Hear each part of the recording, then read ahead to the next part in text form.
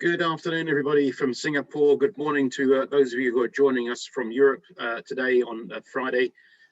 Happy Hari Raya to all of our Muslim friends across the region as well.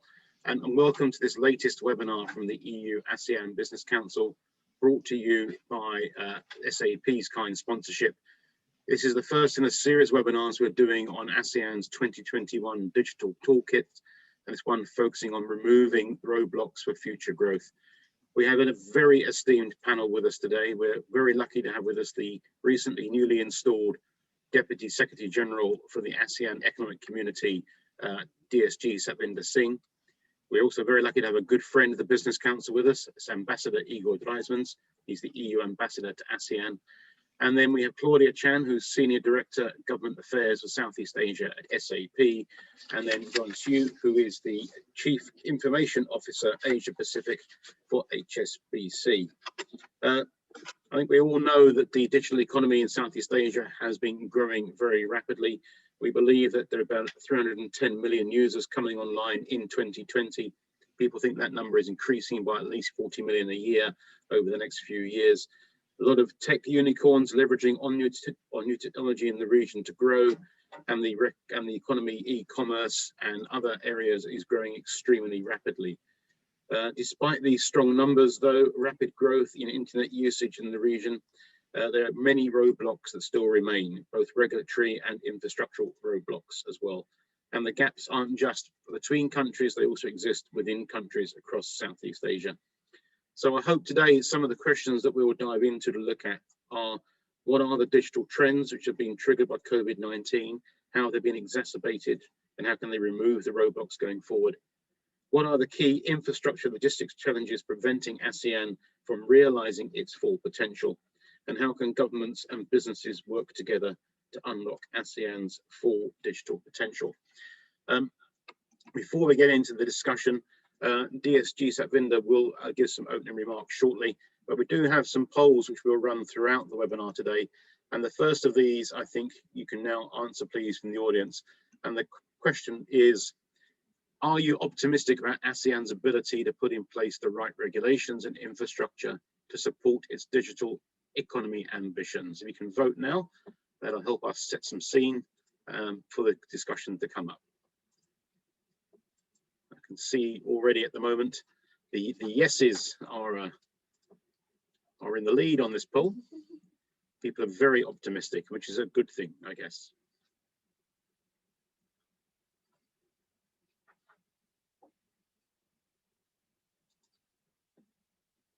Okay, a few more of you still to vote, but I think we're getting a picture here that people are pretty optimistic about ASEAN's ability to put in place the right regulations and infrastructure to support its digital economy ambitions. Thank you very much for that. If DSG Satvinder is there, I can see your camera's on, but I can't see your face, DSG.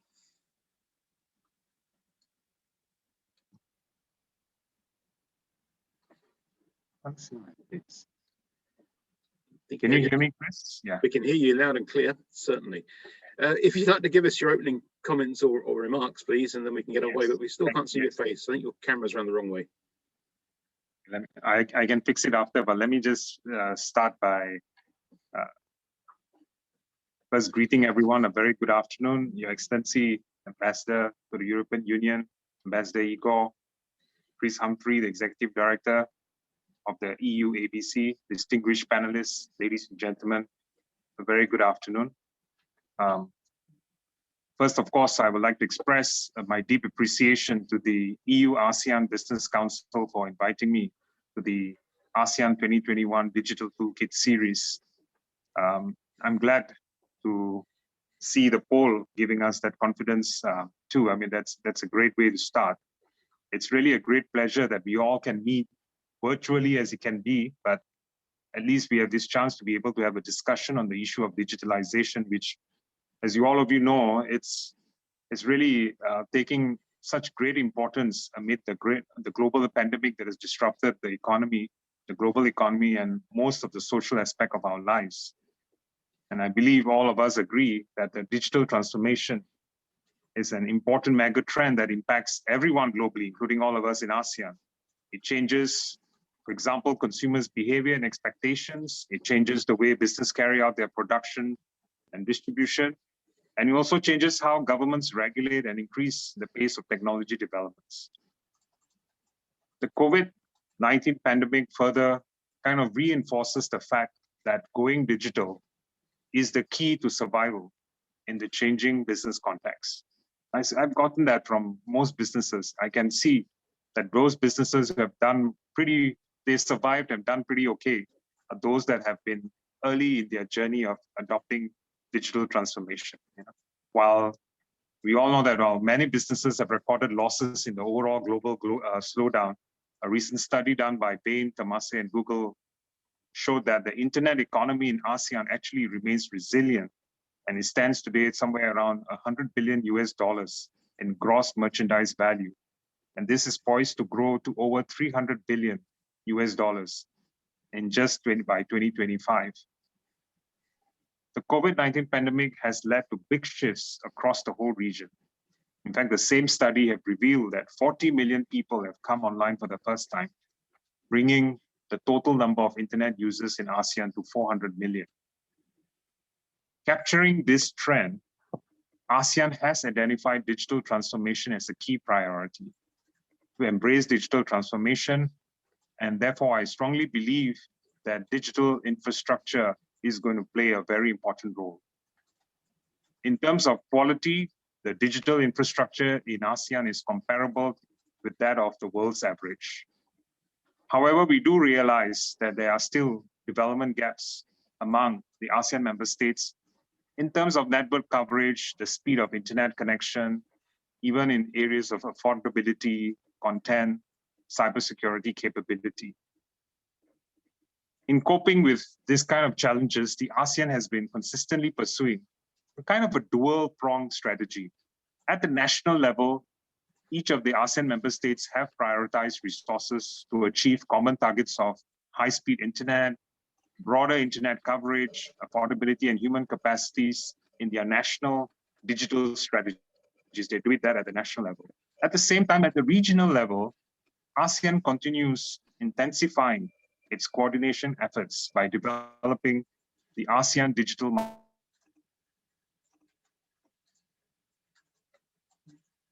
Master Integration Framework Action Plan.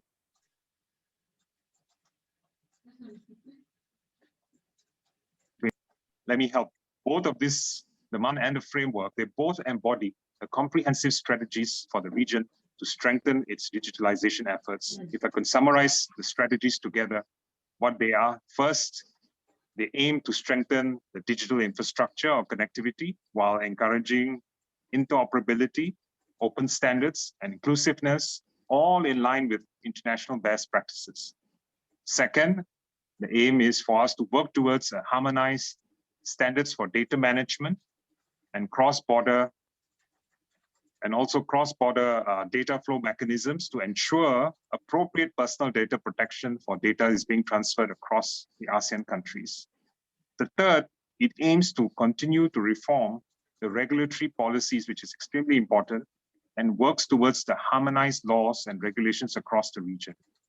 Fourth, it aims to promote intra-regional investments to expand internet coverage and upgrade the quality of the digital connectivity and promote innovation while minimizing the risk of cybersecurity. And lastly, but not least, the aim is also to engage all multiple stakeholders, including all of you, okay, including all industry players, the civil society, the technical communities, to be actively so that we are actively able to find innovative ways to address all the obstacles. One thing for sure, to be successful, our efforts need to be supported by everyone. And I don't think the ASEAN governments can do it alone. And neither can ASEAN Secretariat do it alone. Instead, we need the support of the various stakeholders in the region, particularly the business community, to also step forward. Let me suggest now how business and governments can work together for the region to embrace transformation. I think first, the rapid development of digital technologies and the pace of business innovation in the online space have created unprecedented impacts and disruption to all business. it's becoming increasingly important for us to balance the interests of all stakeholders from the different perspectives. So the first important thing is for us to be able to have a lot greater collaboration between governments and private sector, especially in the rule setting. I think this has become very necessary in order to ensure a sustainable growth of the digital economy. The second, we strongly feel that we need the business community to assist in restoring supply chain and trade connectivity by first they themselves leveraging very quickly on all the digital technologies that are coming on like an onslaught. One possibility is for companies to invest more on trade digitalization, for example, or e-commerce in all the platforms and capabilities so as to facilitate the fast and secure cross-border movement of goods and services, which hopefully will help our economy recover and survive the pandemic and help create jobs. Finally, I feel that we need the public and private sector to work together in providing a more equitable market access and opportunities for SMEs in digital trade, helping them to develop digital skills, strengthening cybersecurity, promoting digital standards and consumer protection, developing public-private regulatory sandboxes so that we can all keep up with all the pace that's happening in digital transformation right now. So a lot for us to do. In closing, let me finally take this opportunity to once again thank the EU-ASEAN Business Council for your hard work in convening this event. Chris and the team, there's a lot of fresh scope for us for possible cooperation between our two regions. And the business community definitely has a very critical role in advancing digital transformation between our regions. Thus, I do believe that our discussions will certainly contribute to how ASEAN as a region can embrace and can reap the benefits of the transformation. I thank you, and I look forward to a more fruitful discussion later on during the Q&A. Thank you, DSG, and thank you for the very quick but very comprehensive overview of the ASEAN Digital Master Plan 2021 there. It is certainly extremely ambitious in both its targets and indeed in its timelines, if you read through the document. And you mentioned quite a lot there about the need for enhancing and improving the collaboration from the private sector and with governments in the region to achieve the aims you just mentioned. Perhaps I could just ask you, how are you and your colleagues at the ASEAN Secretariat going to look to develop a clear narrative to engage stakeholders, especially donors, but also the private sector, such as ourselves and our members, to ensure the relevance of the master plan and indeed help you achieve the ambitions that you have for it?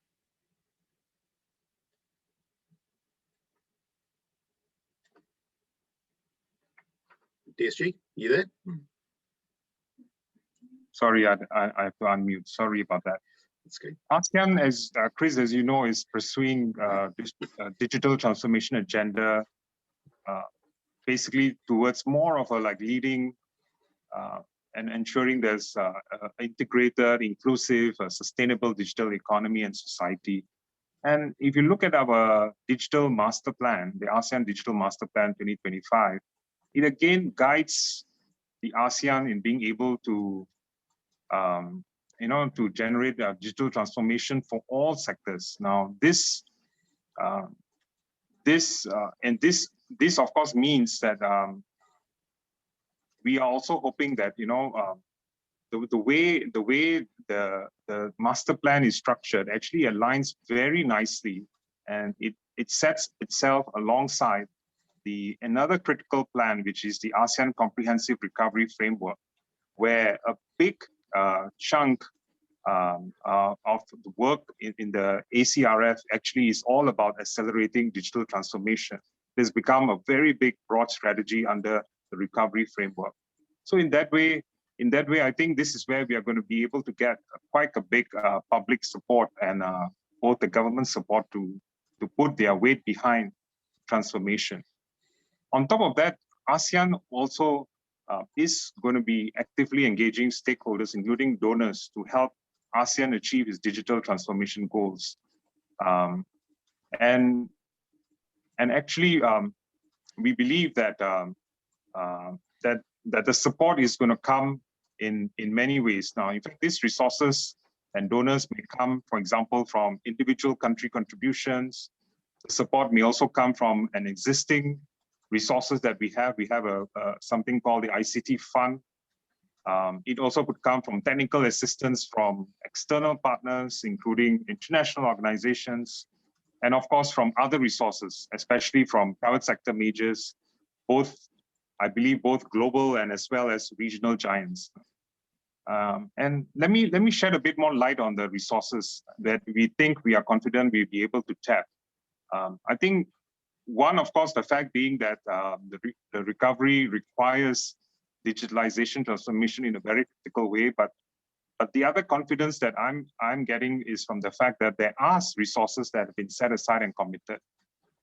First, let me just share that the ASEAN digital sectoral bodies, we have a body called the ADG SOM, which is the ASEAN Digital Senior Officials Meeting, and also the ASEAN Telecommunication Regulators Council. They both have actually created a fund, and that fund is called the ICT Fund. The funds actually is collected from the ASEAN member states to finance the implementation of the whole of the ASEAN Digital Master Plan. So I think there's first ability for us to tap on sources like this. Second, I think ASEAN will also actively engage dialogue partners like yourselves to undertake technical assistance projects, including policy and knowledge exchange, which potentially could be funded by the ASEAN dialogue partners to support ASEAN to deliver all the outcomes that we are looking for in the master plan. We naturally, of course, welcome good support from the EU, as you always have been, especially in the area of digitalization. And I think that this is not new to our collaboration.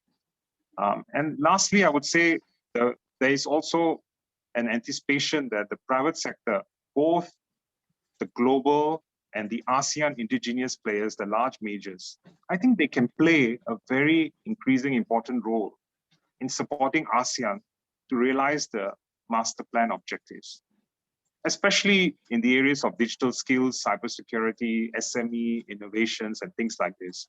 One example I can think of, projects like the Go Digital or the SME Academy. These are projects that have taken place. And we have actually seen such collaborations helping many of the ASEAN SMEs to embrace new opportunities and growth. And what we like to see is we like to see a continuation of many such initiatives. Thank you very much for that.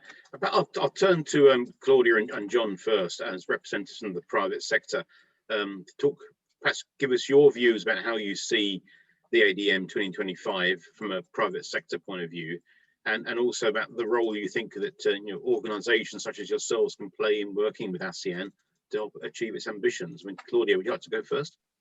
Sure, thank you, Chris. Yeah, and thank you to the Hsbc for sharing the ASEAN Digital Master Plan. We think it's really great. When it was first announced, we were very pleased that it included the key components. Connectivity is very important in terms of the infrastructure. We think that's the basis in order for cloud-enabled services, including like ours, to grow. Then in terms of what we're doing to help the region in the whole move towards digitization, we believe skilling is one area, and DSG has mentioned that. How we're doing is we're using the platform method, putting out a lot of content on opensap.com. It's free for the whole world, including this region, to access. And in order to facilitate that access of SMEs and individuals, we're also working with closely with the ASEAN Secretariat through the ASEAN SME Academy. Thanks. And John, from an HSBC point of view as a financial institution, how do you see the ADM itself, and how do you think the private sector can work closely with the Secretariat to achieve their goals? I think it's really clear that the banking is actually heading towards full digital, as probably accelerating in many ways that we didn't anticipate for years to come, etc. So, and actually went beyond the retail and now looking much more into trade financing and loan approvals, etc. But I think really the key theme I'm seeing from financial services is the speed, because there's with pandemic, everything else, we're seeing a lot of need that's really happening on the spot. sort of these on the moment, on demand type of need, and how do we satisfy them, and creating that tunnel or channel to reach out to these customers, these merchants, these needing areas in a scalable fashion. And that's where I think HSBC is placing a lot of emphasis on how do we put, and if you hear a lot of focus from HSBC's pivot to Asia, is where we are investing heavily into the digital enablement to connect the dots between the governments, also the financial institutions, so we can provide those loans and the needs, financial needs, and also to fill in that gap as we see, because the whole world actually based on COVID, we're seeing a much more dynamic, fluid situation, which I think we need to complement and also supplement with that real-time as sort of just-in-time capabilities to make sure that the world is run, and also make sure this part of the region is part of that growth part of the world that's happening. So that's what we see our positioning, also how we can support this part of the region. Thanks, John. And Ambassador Igor, I mean, DSG Satvinder spoke there at some length actually about support from donor partners, and rightly highlighted the great support that the EU provides on digital issues to Southeast Asia. Perhaps you can just outline for some of the support that the EU is giving to ASEAN and how you're working very closely with the Secretariat on their ambitions under the ASEAN Digital Master Plan. Sure, thanks, Chris, and good afternoon to everybody, DSG, esteemed panelists. It's a real pleasure to listen to the DSG, because I could subscribe to every word, which will make my life much easier. You can see a similarity in discourse on the green issues, the sustainability issues when it comes to recovery and building back better, but you can also see that on digitalization. And when we look at the ASEAN Digital Master Plan for 2025, again, we see a lot of similarities and opportunities with our policies and new avenues for working together, including on trusted digital services, sustainable competitive market for digital services, increasing quality and use of e-government, connecting our business to increase capacity of to participate in the digital economy, being digitally inclusive, and so on and so forth. So definitely it sounds like we're sharing the same narrative, but also the same policies in many ways. Now, as you say, we won't start from scratch. We have not just the political commitment, we have our joint ministerial statement on connectivity, but we also have a dedicated dialogue on digital issues, which has taken place for a few times now, and actually bodes well for the future indeed.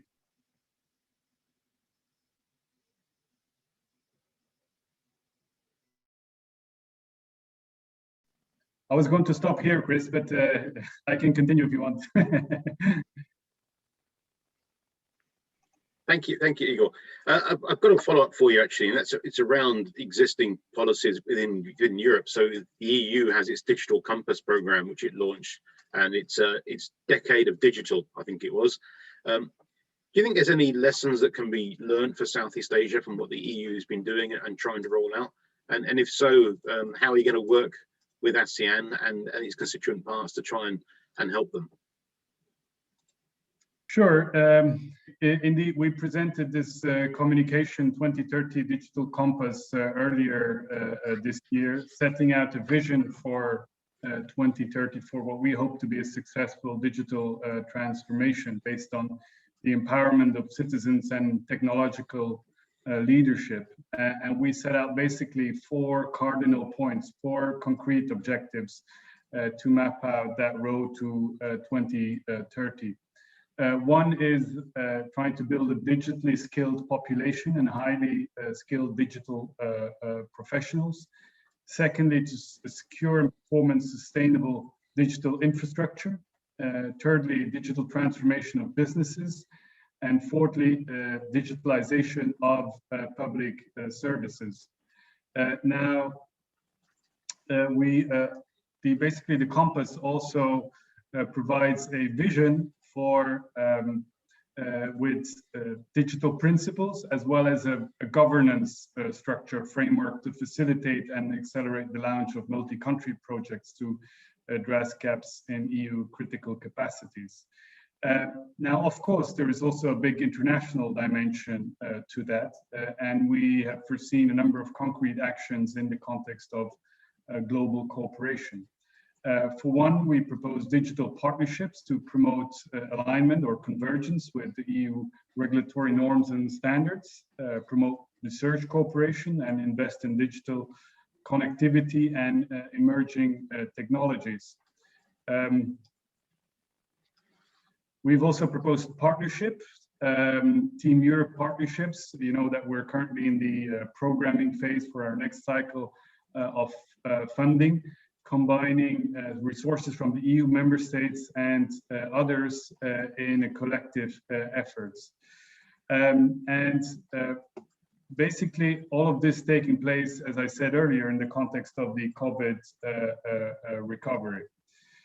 Now, when it comes to ASEAN, I spoke about the digital dialogue that we have already in place. I might add to that the one big concrete project we've been working on together was the development of the ASEAN Digital Index, which has been a work of the last couple of years. But we really want to change gear and accelerate based on that compass that I mentioned. And in the months of May and June, we will have as many as 10 different policy dialogues, not just on the ASEAN Digital Index, but on digitalization in general. That is about the identification of key elements that comprise a robust and competitive digital economy and society. It's about e-commerce regulations.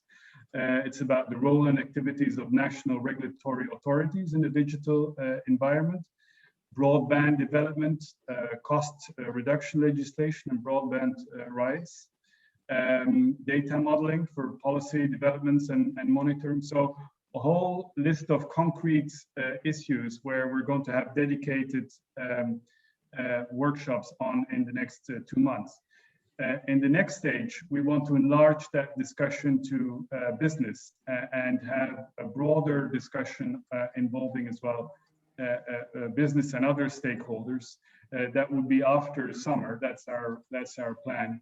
So that by say year end, we come forward with a very concrete roadmap for the future. So there's a lot on our plate, and it's a really exciting part of the job, I must admit. Back to you, Chris. Thank you. That's an awful lot of stuff that's going on between the EU and ASEAN, and I'm sure a lot of it's help. At DSG, which particular ones of those areas do you think are the ones that are really key for ASEAN going forward on the digital side of life? Some of the ones that I heard there, convergence on standards in particular, I think will be of interest to industry. We don't want to be facing different sets of rules in one area like the EU and a different set over here in Southeast Asia.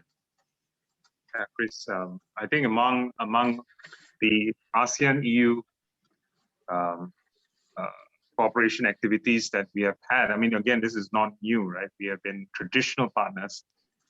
Most of it, I think, have been centered around telecommunication regulatory policies such as spectrum allocation and management, international mobile roaming, 5G technology rollout, as well as on things like personal data protection rules. But I think some of the new potential areas, as some of them have been mentioned by Ambassador Igor too, is more in the areas of cooperation which could harness tapping on EU's own experiences in things like, what's becoming important is things like digital rights, things like artificial intelligence and governance. Even what's becoming extremely critical important is cybersecurity. So those could be some of the new areas that we would like to engage in consultative dialogue with the EU, as well with other ASEAN dialogue partners.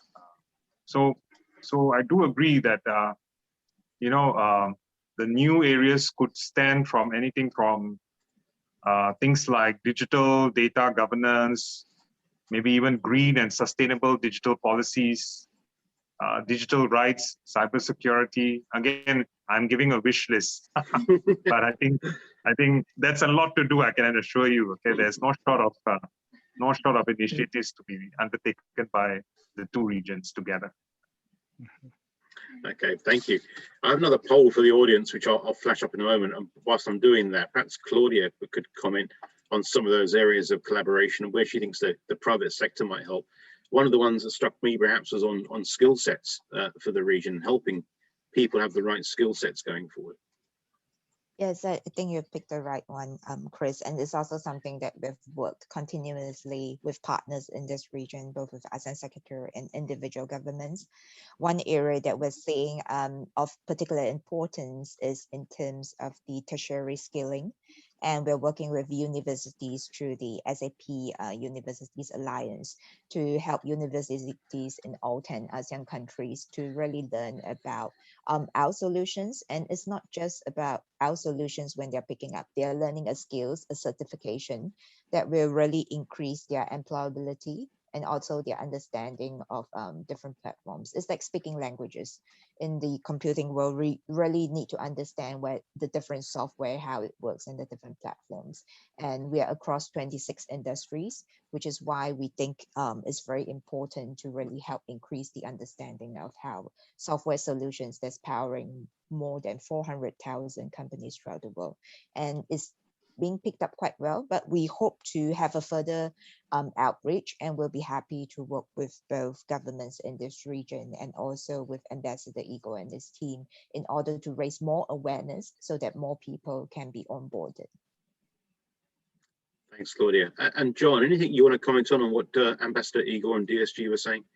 Areas where, yeah. Sorry, go on. No, it's all right. I was just adding to Claudia's point around skill sets and such.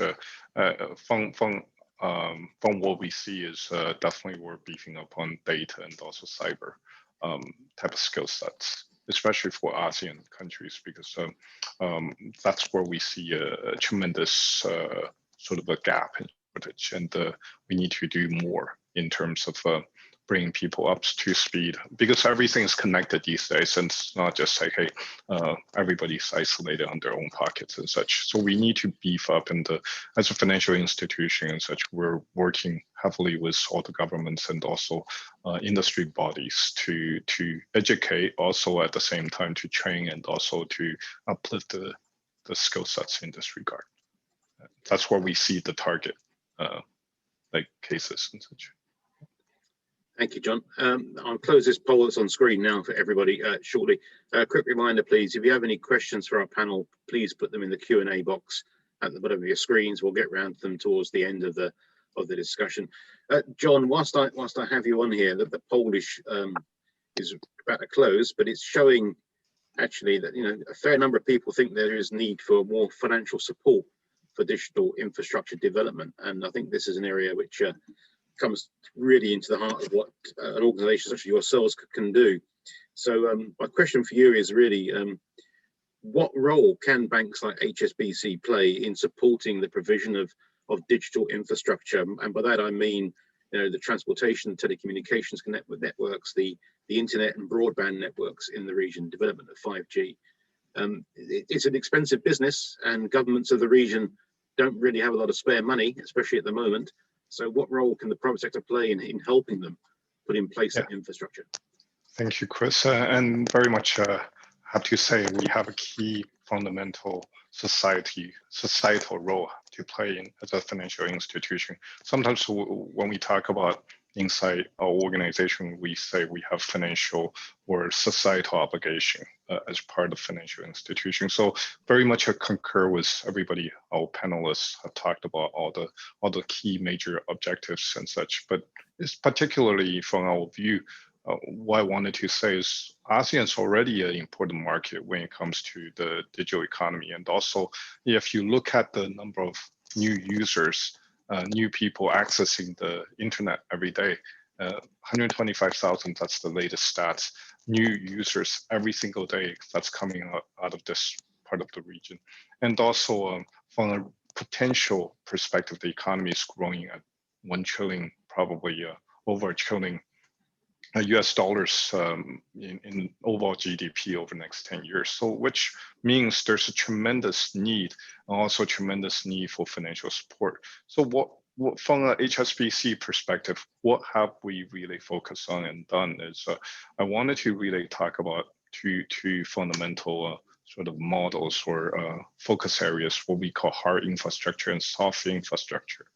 What I really meant by hard infrastructure is, of course, the mobile towers, the electricity generators, the data processing centers, the data centers, and etc.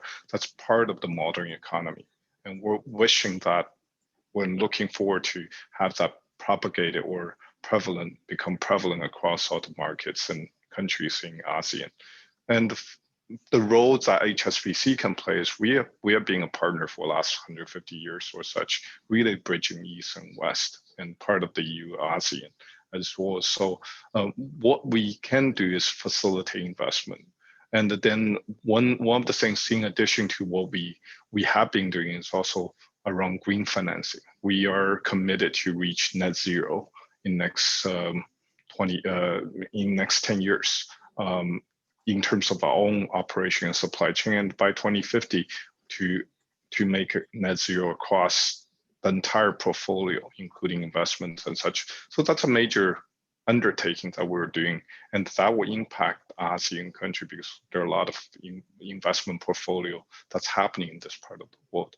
And also we're providing up to $1 trillion US dollars of financing and investment, just overall speaking, in next 10 years in this area alone. And much of it's actually happening in this part of the world because our strategy to pivot to Asia as part of HSBC's outlook in next 5-10 years time.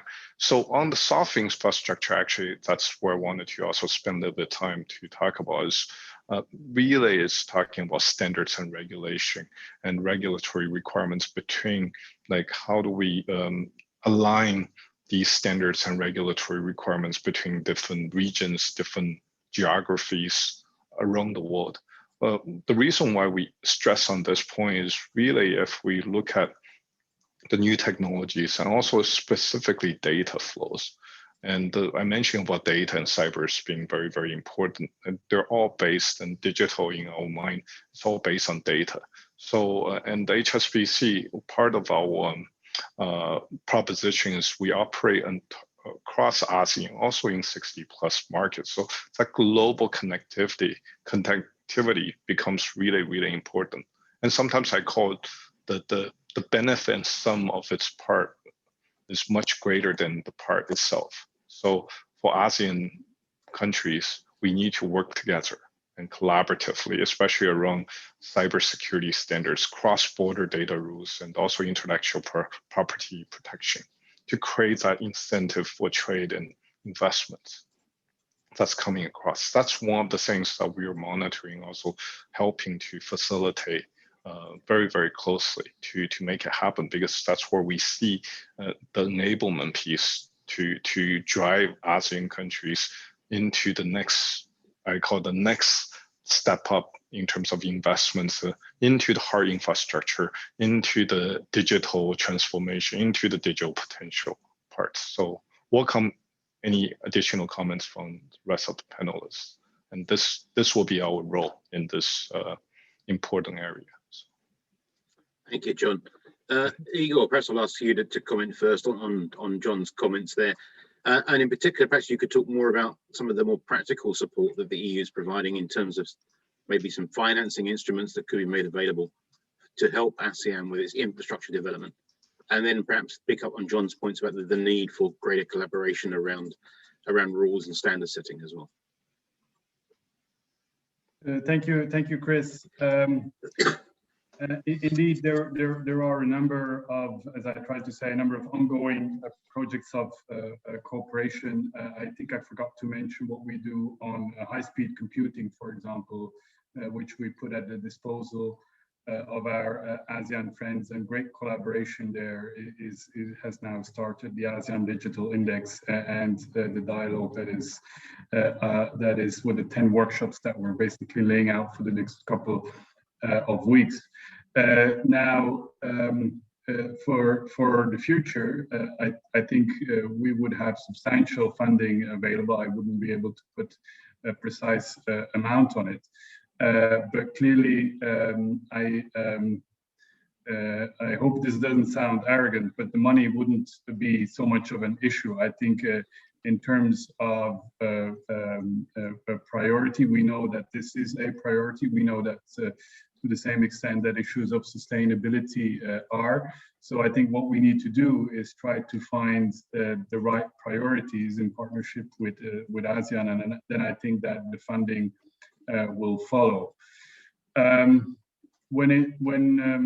Regarding John's point, I think that's exactly right. I mean, when it comes to, say, what you call, I think, the soft infrastructure, the regulatory requirements, I think that's where part of our dialogue will focus on.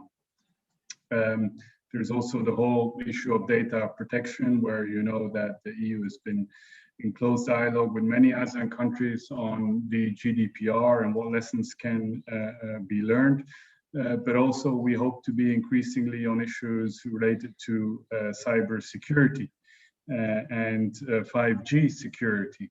We've developed quite a comprehensive approach to 5G security within the EU, with a toolbox defining a set of criteria and mitigating measures to avoid dependency on high-risk suppliers in the network, based on a risk assessment of all suppliers conducted by member states, and as well recommending a number of restrictions for critical and sensitive assets.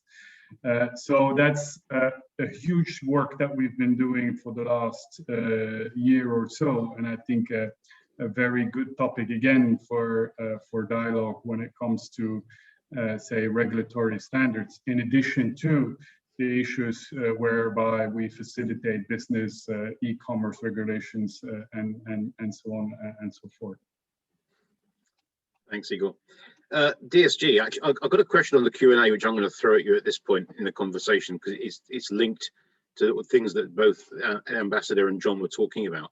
And the question on the Q&A is, apart from collaborations with the private sector that have been mentioned, what are your thoughts on privatizing the entire development of the digital economy over the next decade in order to elicit the best possible technology and innovation from the private sector?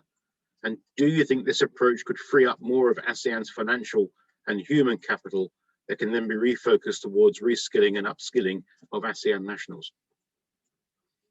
Well, it's a very interesting question, and there is a lot of truth in that, in the sense that actually the best technologies out there that's going to allow us to overcome all the challenges of the cloud world is companies that are coming out every day. They are coming out with great innovations that will really allow many of the emerging economies in ASEAN to be able to adapt and grow their footprint in the cloud computing world. And I think if the reality on the ground, we are facing some challenges. You know, for example, some of the ASEAN governments have restrictions even today to host data processing facilities outside the country's borders. It's become one of the key challenges. In fact, this is something where I must say the ASEAN we've been very keenly looking at it, and we were very proud to say that there's been some progress and some change has been brought about. In fact, as we speak today, ASEAN is committed to removing any requirement for business to locate their computing facilities within the country of operations as previously stipulated, because as this has been removed when they signed the Regional Comprehensive Economic Partnership, the RCEP agreement, and also the ASEAN Electronic Commerce Agreement. In both of these agreements, right, this requirement has been totally removed. So again, to me, what I want to tell everyone is there is some hope that change is going to come. There's going to be a lot more liberalization brought about, and there is commitment by the governments in order to allow freedom for investors to operate in the most profitable, in the most sensible way, data centers. Because as we speak today, as you all know, Even in Singapore, they have stopped accepting any more data centers, right? So they've just froze all data center projects, right? So because of the the carbon requirements. So there has to be openness in terms of moving away from the traditional mindset of what can be or cannot be done.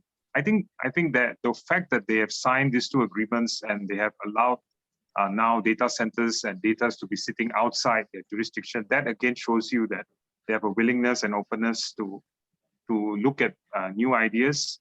And if there are ideas that comes from the private sector that are going to bring about at the lowest cost possible the biggest expansion to the entire population of cloud computing capacities or learning capacities, I think they are open to such ideas. I think this is one sector where I do not see that extreme a barrier. I mean, this is not defense, for God's sake. This is not food. This is not agriculture, right? So I think this is where I personally believe that digitalization is going to get a lot more hearing from the government, the ASEAN governments and the decision makers. So it's worth the private sector needs to keep pushing, continue doing that. We'll keep doing that, don't worry. We're not shy at pushing. Claudia, I'll come to you, and actually I'll pick up on the things that TSG was saying there about cloud computing, the future of computing, the role the private sector can play in that area. And I know this is an area which SAP is quite big on in terms of its future plans as well. Do you think that the ASEAN economies can boost their economic and digital growth by ramping up their adoption of technologies such as cloud computing going forward? And if so, what are the benefits for them of doing so? Yeah, maybe let me take a step back and state why it's important for ASEAN, and in fact for any country or region, in order to want to keep ahead. Cloud is the way to go. It is not an option. It really is the future. So one proxy when I talk to policymakers is always ask them, do you own a mobile phone? And some say, yes, I own one. And some may say, I own several. How many mobile devices do we own? The cloud future is already now. Our phones are all connected to data centers. It's all connected to data in the cloud. And I think what's important now is to encourage the enterprise, meaning the B2B segment, to increase the adoption of the use of cloud services. The benefits are many. To sum it up, is in terms of the cost, affordability is definitely there. It's much more affordable than if you were to procure the own infrastructure yourself, because when you need to upgrade constantly in the tech cycle, digital infrastructure cycle, and these days the upgrade cycle is getting shorter and shorter to keep up with competitors. And you're getting also access to power, computing power. You have much more options when it's at the cloud. You can change your configuration. And lastly, the time and speed to market and flexibility. So these three combinations is very important. Let me draw an analogy. Just like all of us here, when we take transport, whether it's rail, plane, car, or bus, we don't need to own the railway, the trains, the planes, the car, or the bus. You choose your options and then you pay accordingly, and you change the combinations according to your travel plan. The same thing could be thought of in terms of the future economic development and attracting investments. I agree with our panelists here and the stress that is so important to have the soft infrastructure environment in terms of the right legislations policy to encourage cross-border data flows. Cross-border data flows are essential for the efficiency and cost structure of cloud at scale. And think of it this way in terms of the soft infrastructure. It is like the operating system of the new digital economy world. It's not a choice for countries to decide whether they wanted to be digital or not. I think to even survive economically, you have to be digital. And apart from the skilling that we've discussed, I also think it's very important for governments and private sector to work together to help change the digital frame of mind. I don't like to use the word mindset because it means your mind is set. But the digital frame of mind is important because when we see employees that we hire or team members, it's so important that they need to learn on their own. Whatever I've learned like last week could be outdated by this week. And the internet, the connectivity, the information-based centered internet is important for that learning. And the population in this region, I believe, holds so much potential for them to move up ahead if we teach them how to fish, how to learn. And I think our responsibility as multinationals is to provide the content and knowledge. And to a lot of it, we're giving out for free. Some, of course, with higher level certifications, you do have to pay for it. But we are very open to working with governments to see how we can increase the level of awareness and also in terms of the knowledge in this region. It's really fundamental. And that needs to be paired. I think at the last point is that the digitization movement needs to happen in both the public and private sector. It can't be just the private sector that's going to be digitized or just the large enterprises.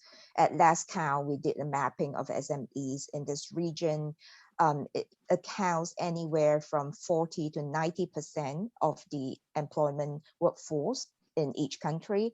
And in terms of GDP percentage, it can be as low as 40%, which is pretty significant, up to 60+%. So I think that has to be balanced. Private sector in terms of government operations, because you control the keys and budget of building the operating system within your country, is so much important for you to digitize the operations, to understand and better use your limited resources, which I think is a very pertinent conversation now, especially in the COVID environment when governments are having stretched budgets. So having that visibility to know what you're spending for, the accountability, the transparency on all that. So we're helping to enable governments to really digital manage their operations. And we hope to work more closely with them on that. Thanks, Claudia. I like the phrase that digitization is not an option, it's an absolute must for governments in the region, and indeed a must, I think, for every business, big and small as well. John, I just wonder if you want to pick up on any comments there from Claudia, particularly the ones around the necessity for cross-border data flows. I would just say like it's a standard. So I think just how we treated the Wi-Fi, how we enable the video conferencing and such. So I think we need to respect that standard and then work from that angle. And that's how we get that efficiency and scale and also effectiveness across borders. And I mean, beneath it, even as we have this video conference, it's all data, right? Everything is data. And how we can facilitate that data flow is really the name of the game here. So. Okay, thank you. We have about 8 minutes or so left now. I would like to try and take a couple of the questions that have come up in the Q&A. There's two I'm going to link. Could I just add on to Claudia's comments? Could I? Yes, please. Yes, please do. I must say that, you know, I'm glad to see that actually a lot of the individual governments in the ASEAN are already establishing partnerships with all the major cloud service providers. And in many of the instances, they've been using that to help their SMEs to adapt to learn cloud solutions. You know, there's also partnerships in providing affordable starter packages for SMEs in order to gradually migrate them to the cloud environment. So, in fact, to me, this is one of the best indicators of the inclusiveness of the digital economy. You know, and I feel this is important because, after all, the SMEs are the largest providers of jobs, and in this COVID period, where the job growth is going to come, I can assure you it has to come from the SMEs too, you know, not just the large multinationals. And what I like to encourage is for the private sector to continue engaging the governments, but at the same time, there is also a group. This is called the ASEAN Coordinating Committee on SMEs. And they actually have an action agenda on digitalization on SMEs. So I would really like all of the majors to come forward and partner them in order to help them accelerate their activities in the region. So that, you know, we all are putting all our efforts in a collective way, you know, to keep bridging the gaps, you know, which is extremely critical for the development of the SMEs. Couldn't agree more, actually. SMEs are, of course, the backbone of every part of the economy across the region, and we can't have them being left behind when it comes to digitization as well. I'm just mentioning on the Q&A, there are some questions, and there are two questions there which I would like to try and link together, and I think they're really for Ambassador Igor and DSG Satvinder to answer, but Claudia and John can chip in as well. They relate to some international issues. One of the questions is whether digitization efforts in ASEAN may be hampered by increasing technology trade tensions between the US and China. And if so, how should ASEAN and the EU navigate these tides? And indeed, as supplementary to that is, how can ASEAN and the EU turn the challenges that are being faced at this time into an opportunity at the multilateral level? Then if Igor would like to go first with that one. Sorry to throw you under the bus with it. Well, I guess the simple answer is that yes, of course, that the US and China tension put a lot of pressure on ASEAN and on the rest of the world. And I think many ASEAN countries always tell us they don't want to take sides between one or the other. And that goes in the area of digital as it goes in many other areas. So I think that's the EU and ASEAN there kind of have a natural alliance when it comes again to standard setting and so on and so forth. And when I spoke about our cybersecurity policies and toolbox, we always start by saying it's not directed at anyone. We just want to protect our interests, and I think the same goes for many ASEAN countries. So again, there's a natural link there.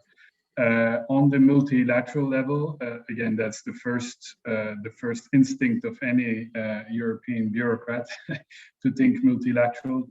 And we have indeed tried to come to some kind of conclusion at the multilateral level to push for, say, rules on a free and open and secure cyberspace. But honesty obliges me to say that we're very far from any kind of multilateral rules on this. But we keep on pushing. So. It's an absolutely pertinent question in the context of the global tensions today, to say that, well, yet another reason for the EU and ASEAN to work together. That's a no-brainer. Excellent. PSG, anything you wish to add? I concur with what Ambassador just said, and I just want to say that at the end of the day, the reality is there could be two separate sets of rules, right? The Chinese and the US rules, and the EU rules, and then the others, right? So I think the most important thing for the ASEAN region, I think we cannot remain unconnected to any of those partners and regions, right? We are the largest trading partners to each one of them. Okay, the EU, the US, and China is probably number one, number two, number three largest trading partner and investment partner to each one of us, each one of the ASEAN member countries. So there's no way we can disengage from each one of those jurisdictions. I think the only way we hope that these things lands at some point, like what Ambassador says, some form of multilateral openness in cyberspace, or even if there's no openness, there's barriers. I think the most important thing is there has to be some form of interoperability. Some interoperability rules have to be set and agreed upon. Businesses cannot be forced to pay and set up different systems just to deal with different sets of transactions. It would be so ridiculous. And the world cannot afford that kind of pain in this time of economic downturn. So I hope some practical sense comes to all of us, all regulators, and all of us are able to come down to some level of ability to accept that there'll be differences, but interoperability must always be the name of the game. Couldn't agree more. Very pleased to hear that. Okay, I've got two other questions on here. I know we're getting towards the end. I've got one more poll to run as well. I'm going to try and merge these questions together if I can, and I think Claudia and John might want to tackle them first. And they are around data flows and data centers. So if there are no more barriers for cloud computing or cross-border data flows, will national data sovereignty laws for non-critical applications disappear completely? And if so, what does that mean in terms of where data could be stored in the future? Will it just simply go to the lowest cost destination? And in doing so, would that reduce the influence of or comparative advantage that some countries in Southeast Asia have over others at the moment? I guess the last one is, would it reduce Singapore's comparative advantage compared to the others? Yeah, I'd like to quickly just pitch in and answer the question in another way. I feel that a lot of the laws or regulations around privacy or cybersecurity or even national security laws centering with data localization components are misguided. The whole focus is on the geographical location of the data. Where you place your data doesn't mean it's safer. It depends on how your data is managed. For instance, where you place your money, whole stash of it at home. If I want her gold bars, I probably won't put it at home. I'll put it in a place where it's well locked up, maybe distributed, not even in one country. Same thing for data. It needs to be distributed. We need to talk about the data management, the data governance, which is why I think it's such a beauty that ASEAN came out with a data governance framework. And together with Chris, the EU community members have worked very closely. We hope that the direction will continue to be that about the management of data, the treatment of data, and not on the geolocation, because the location is only one aspect. It's actually an ecosystem approach to increasing that cybersecurity of the data, which our panelists have mentioned today. Thanks, Claudia. Yeah. Just to add to Claudia, I think Claudia actually mentioned it beautifully. Just wanted to say that there's aspects of ethics and also governance on the data. And this is the trust mechanism that we need to build and reinforce over time, maybe through a combination of public-private sector workforce to get it right. Because location, like what Claudia mentioned, it's just one-dimensional view on the data perspective, because we say like there's a terminology saying digital twins in technology and such.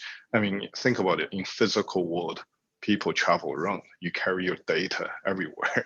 So in a virtual world, how can we say location of that data needs to be where, right? So because it does travel, the utility of that data makes an impact to economy and such. But how we govern, how we store, how we transfer the data makes all the importance. I think that's where things become more complicated as we speak. But we have to work on it to make sure that the trust factor is there, and the ethical principles, ethical practice is there. So, thank you, John. Okay, I have one more poll which I want to run for everybody who's still with us today, and that is: what is the biggest challenge preventing ASEAN from unlocking its full digital potential? You can see the choices on your screens shortly. Please vote. And while you're voting, I'll just quickly go back around our panel for some closing remarks. I guess I'm going to ask you all, give me the one or two things that you'd really like to see happen on digital economy in ASEAN in terms of ASEAN EU partnerships, or what you think is the most important thing for ASEAN to focus on.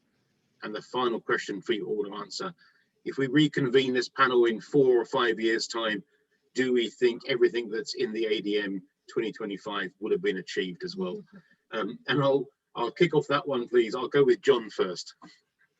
I really hope so. I would say 4 or 5 years, really sincerely hope we can achieve the objectives. And the biggest point I wanted to say is to collaborate and interoperate, like DSG is mentioning, especially on the data side. Let's make it happen and let's work together on. Yeah. Thank you, John. And Claudia. Yeah, my vote goes to the policy and regulatory environment as well. And one point I would like to add that besides that, maybe I could term it as a non-trade barrier. What we're seeing is that in countries where there's no data localization legislation, but however, when it comes to government procurement in the public sector, we're seeing a preference for local services or data to be stored locally is part of the contracts. So I think the regulations need to be in alignment with the government actions as well. The government needs to walk the talk because the private sector is also watching, especially in areas like financial services. They'll keenly watch what the government is doing when it comes to sensitive personal data. And then a lot of banks, especially those local banks, they will take the direction if the government chooses to go for data localization, or even a hybrid model where they keep the copy onshore and then yet have some copy going offshore, just to fulfill that local climate, the unwritten rules on the wall. Thank you. And Igor, please, for your final wrapping up comments. Thank you, Chris, for again a very nice webinar. I think I would also vote for regulatory convergence in terms of priority number one. That's what you guys from the business have been telling us. That's what ASEAN countries have been telling us. So that's where my priority definitely be. In terms of the question, will the master plan be fully achieved? I think the diplomat in me would say it depends how you measure it. But joke aside, I think that's what we'll all be working for in the next couple of years. I think the process is as important as the final outcome. But thank you again. Thank you. And our poll was coming out with the same conclusions around policy issues as well. Finally, DSG Satvinder Singh, perhaps you can give us your final wrapping up comments. Chris, in my mind, I personally feel that besides the regulation, the other important part is the infrastructure, the weakness, the affordability, the slowness of internet connectivity. If we don't get that solved, it will really be a big impediment to large segments of the whole region and large segments of the population. When I look at examples like other countries like China and India, they have also transformed and they have digitally being able to bring about deep transformation of cloud access, internet access. In fact, India has some of the lowest tariffs in the world for cloud computing for private citizens. Everybody, even how the lowest of the working class, you are able to access at least a smartphone and ability to go to internet. I think that kind of inclusivity and accessibility is very important, and I truly hope that private sector comes forward and steps up and helps to create the investments that are needed with government in order to bring that infrastructure that's needed. And of course, I'm also aware that there's going to be a big challenge on the carbon footprint, and as we build that infrastructure, there also has to be responsibility on how we're going to manage the carbon footprint. And I think this is where this could be an additional area where Chris and Ambassador, I was thinking, this is an area where EU is extremely very experienced in how do you manage the carbon footprints. And I know that in the time from now till the time where we are able to diversify our power resources, which is not going to be so immediate, 70% of our power is still in this region dependent on fossil fuels. So to me, there has to be ways where we need to do some offsets and find ways to do some offsets so that the power that's needed to generate that capacities on cloud computing that's needed for the whole region, of course, you have to find ways to find carbon offsets. So again, this is an area particularly where EU is extremely has good experience in, and I think we could learn a lot from EU's ability to create carbon offsets, capabilities, projects, and the best part is actually the ASEAN region is a good supplier of nature-based solutions, NTBs, and those could be then projects that could be again supported by the private sector that could then the key major players of telecommunication and internet economy. They could be the ones that support the nature-based solutions that happen in our region that could in return help to generate the offsets that may be needed to allow at least for us to deal with the infrastructure growth, and to deal with the carbon footprint, because all the ASEAN nations at the same time are facing at the same time this need for accounting for carbon footprints. So all of this has been done in a kind of a holistic way, and I think there's a lot to do here, and EU definitely has a big role in and a big play in this collaboration. Thank you very much for that. I could say at this point, actually, the Business Council is presently working on a paper on energy transition, how to finance it and how to bring the technology forward. DSG is right. Europe has a lot of experience in this area, both on the financing and the technology side of life, which I'm sure we can bring to bear to help the region. A lot of work on the digital side to be done as well, both on infrastructure and on regulation. I think I can assure all of you on this call that the Council and all its members will be working very closely and collaboratively, both with the ASEAN Secretariat and DSG, and indeed the Ambassador and his team as well, to try and bring the best of Europe to the table in this area and to help ASEAN develop itself as rapidly as it can and as equitably as it can. Can I thank everyone for staying with us for this webinar. Thank you very much to our panel, to DSG, to Ambassador, to John, to Claudia. Thanks to SAP for your support as well. I hope you all keep safe, keep well, keep out of trouble, and have an excellent weekend. Thank you, everybody. Thank you. Take care.